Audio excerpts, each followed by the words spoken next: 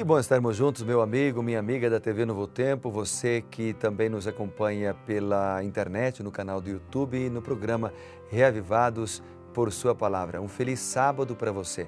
Hoje é um dia muito especial, porque hoje é um dia em que em todas as igrejas adventistas do sétimo dia, há cultos a partir das 9 horas da manhã em todas as igrejas adventistas. E eu quero aproveitar para convidar você para ir a uma igreja adventista. Geralmente nós temos às 9 horas a escola bíblica, que nós chamamos de escola sabatina, com uma parte para as crianças, para os pequenos, para os adolescentes, para os jovens. E será muito legal ter a sua presença lá conosco. Caso você não saiba onde há uma igreja adventista perto de você, você pode acessar o site encontreumaigreja.com.br e ali digitar então o endereço de onde você está, de onde você mora, etc. E ele vai lhe dar então o endereço das igrejas adventistas do sétimo dia. Isso falando geralmente, principalmente, de América do Sul. Na região da América do Sul, você encontra mais facilmente esses endereços. É uma alegria estar com você, portanto, neste dia, hoje, estudando mais uma vez a palavra do Senhor. Vamos juntos, então, orar antes de ler a Bíblia Sagrada. Vamos orar? Querido Pai, bondoso Deus, obrigado pela oportunidade de abrir a Bíblia, a palavra de Deus. Nós vamos mais uma vez pedir a Tua bênção e sabedoria em nome de Jesus. Amém. Vamos juntos então. Ezequiel capítulo 17. Ezequiel 17 apresenta aqui, começa falando de uma parábola. Então aqui aparece a parábola das duas águias e também a parábola da videira. Mostra o juízo de Deus sobre Jerusalém, que se revoltou contra a Babilônia, se aliou com o Egito. E aqui Deus promete então plantar o cedro do Evangelho. Bom, eu gostaria de ler uma parte deste capítulo com você, que é a partir do verso 1, Ezequiel a partir do verso 1, que diz assim: Veio a mim a palavra do Senhor dizendo, Filho do homem, propõe um enigma e usa de uma parábola para com a casa de Israel. E diz, assim diz o Senhor Deus, uma grande águia de grandes asas, de comprida plumagem, farta de penas, de várias cores, veio do Líbano e levou a ponta de um cedro, arrancou a ponta da mais alta dos seus ramos e levou para uma terra de negociantes. Na cidade de mercadores a deixou. Tomou muda da terra e a plantou num campo fértil. Tomou-a e pôs junto a muitas águas, como salgueiro. Ela cresceu e se tornou a videira muito larga, de pouca altura, virando para a águia os seus ramos, porque as suas raízes estavam debaixo dela. Assim se tornou em videira e produzia ramos e lançava renovos. Eu li aqui até o verso 7. Vamos então conversar um pouquinho sobre esse capítulo, O capítulo 17 de Ezequiel. Bem, a primeira parte desse capítulo, ela propõe então uma parábola e também a explicação da parábola. Então a parábola vai do verso 1 até o 10 e a explicação do 11 até o 21.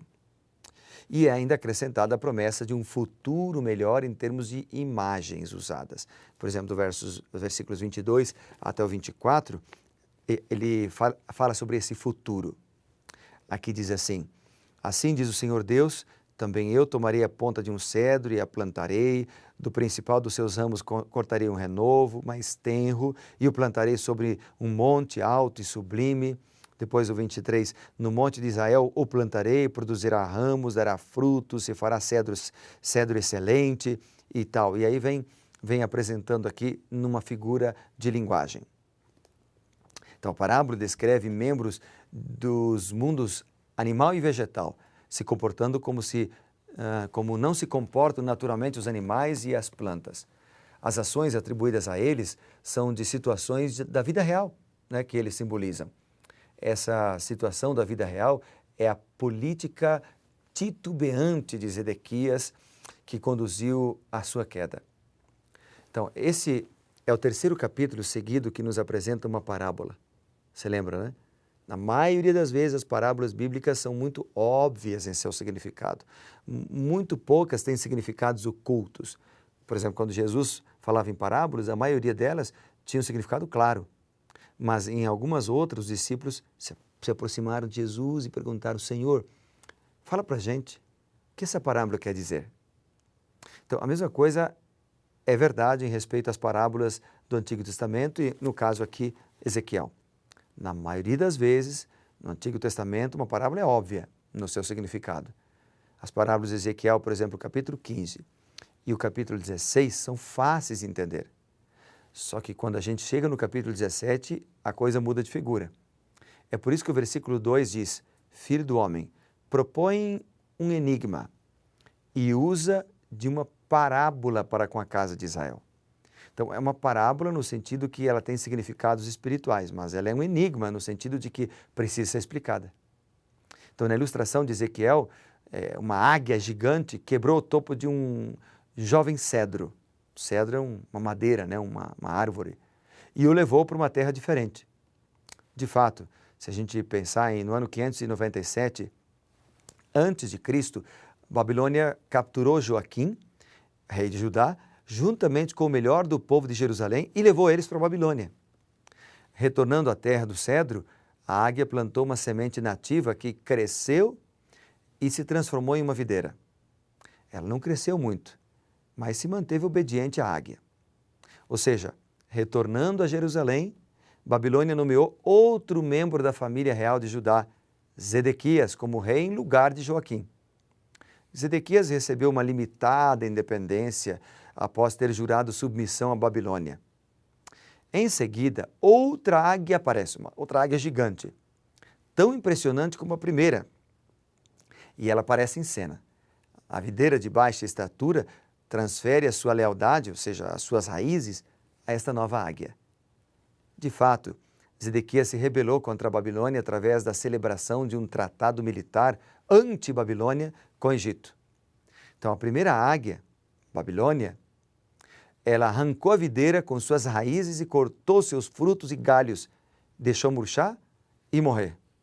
Babilônia destruiria Jerusalém e levaria Zedequias ao exílio humilhante, onde ele morreria.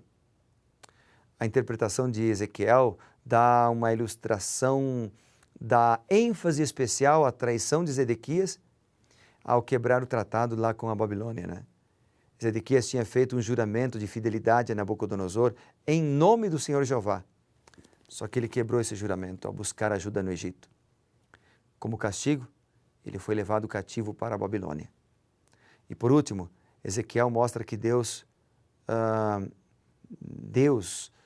não uma águia, não um animal, mas Deus vai retirar o topo de um cedro. Ele vai plantá-lo no topo de uma montanha, onde se transformará em uma árvore bonita, enorme, magnífica, trazendo benefícios para as aves e animais de todos os tipos. Então, a partir da linha dos reis, Deus tomará um rei, o Messias, e por meio dele estabelecerá um reino que trará bênçãos a todo o mundo. Árvores altas e verdes secarão, mas a árvore de Deus, essa não. Essa florescerá. Nações como a Babilônia e o Egito perecerão, mas o reino de Deus será exaltado. Ao empreendermos as nossas atividades hoje, ao sairmos de casa, ao chegarmos ao trabalho, ao chegarmos na escola, ao saírem as crianças para brincar, todos nós lembremos-nos de colocar o Messias, Cristo, em primeiro lugar na nossa vida. Aqueles que estão unidos a Ele participarão do seu reino para sempre. O que você acha? Não é lindo essa reflexão, não é linda essa reflexão que podemos tirar do capítulo 17 de Ezequiel? Deus tem um plano para os seus filhos. Deus tem um plano para você. Deus tem um plano para a tua família. Deus tem um plano para a tua existência. E Ele cuida de você. Para terminar a minha apresentação, aqui a minha reflexão, na verdade, junto contigo, eu quero te dizer o seguinte: essa parábola, esse enigma apresentado por Deus para falar do futuro de Jerusalém, só foi escrito para que Deus pudesse chamar a atenção do povo, para que eles pudessem prestar atenção na mensagem e pudessem então mudar de opinião, arrependerem-se de seus pecados, dar meia volta, ou seja, se converterem e voltar para Deus. Mas isso não aconteceu, porque o povo era de dura cerviz, o povo era teimoso, por isso não aconteceu. Mas o mesmo não precisa se repetir hoje conosco. Nós temos oportunidade e tempo para se arrepender de nossos pecados. Temos oportunidade e tempo para buscar a Deus, oportunidade e tempo para adorar o Senhor. Então, no versículo 24, o capítulo termina dizendo: saberão todas as árvores do campo que eu, o Senhor, abati a árvore alta, elevei a baixa, sequei a árvore verde e fiz reverdecer a seca. Eu, Senhor, o disse. O que esse verso nos diz? Deus é poderoso, Deus é soberano, Ele não conhece limites, Ele faz transformar aquilo que os seres humanos não podem fazer. Ele muda vidas de maneira poderosa, porque Ele pode todas as coisas. Ele é o Criador, mas também é o nosso Redentor. Não vamos aceitar essa mensagem? Como podemos ficar longe de Deus? Como podemos rejeitá-lo? Como podemos dizer não a esse chamado? Como podemos dizer não quando Ele apela ao nosso coração? Como você pode dizer, amigo? Como você pode negar? Nesse sábado, lembre-se de ir à igreja agradecer a Deus. Leve lá a sua gratidão, seja em oferta, seja no seu dízimo, seja na sua vida que você vai levar para Ele, seja na sua disposição de servir, seja na sua disposição de cantar um hino de louvor a Deus, agradecendo por tudo que Ele tem feito por nós. Vamos orar então? Querido Deus, eu te louvo, porque o Senhor é bom para conosco. Cuida da gente, cuida de nós, batiza-nos com Teu Santo Espírito e guia-nos em Teus caminhos, pois eu oro no nome precioso e poderoso de Jesus. Amém. Que Deus te abençoe sempre, meu amigo, e lembre-se, seja reavivado por sua palavra.